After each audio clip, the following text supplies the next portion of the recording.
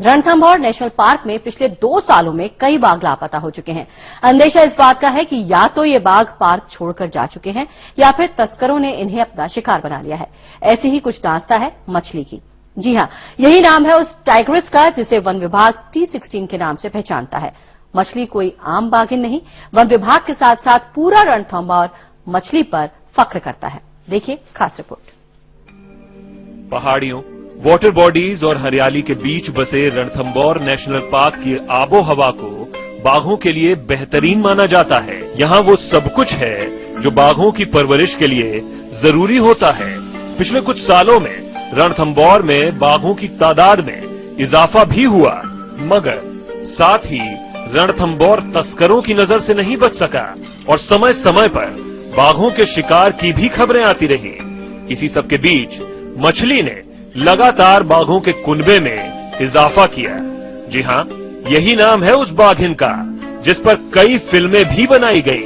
Animal kingdom की तरफ से उसे लाइफ टाइम अचीवमेंट अवार्ड से भी नवाजा गया। उम्र दराज हो चुकी मछली का कई दिनों से कुछ पता नहीं। स्थानीय लोग भी मछली को लेकर फिक्रमंद हैं। वो T16 बहुत ही अवार्डों से नवाजी गई थी। उसके ऊपर हमारे पूरे वन विभाग को भी बहुत नाज था और सवाई माधोपुर की धरती पर जो लोग रह रहे हैं उन्हें भी बहुत नाज था। लेकिन जब उसका नहीं मिलना, 25 दिन से नहीं दिखना, ये क्या है कि जो फॉरेस्ट की गतिविधियां हैं उससे भी हमें ऐसा डाउट होता है कहीं ना कहीं उसका कोई शिकार तो नहीं हो गया या वो मर तो नहीं गई। जानकारों का मानना है कि मछली की उम्र बहुत ज्यादा हो चुकी है। उसके कई दांत टूट चुके हैं और अब तो वो शिकार भी नहीं कर पाती। लिहाजा वन विभाग उसके लिए खाने का इंतजाम करता है।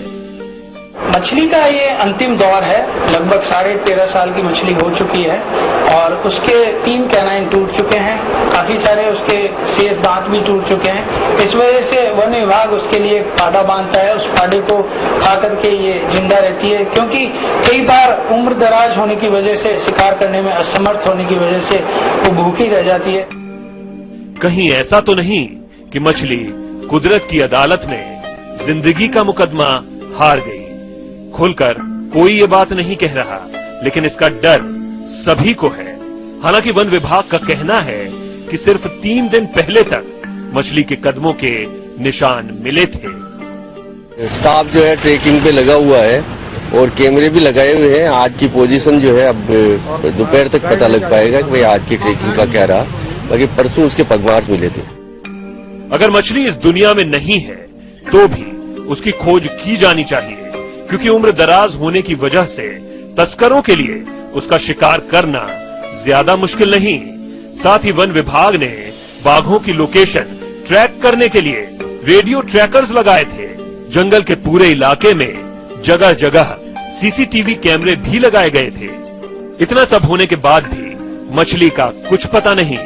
ऐसे में वन विभाग के कामकाज पर सवाल उठने लाजमी है और इन सवालों के जवाब वन विभाग को देने ही होंगे। सुनील जोशी, समय राजस्थान, रणथंभौर, सवाई माधोपुर।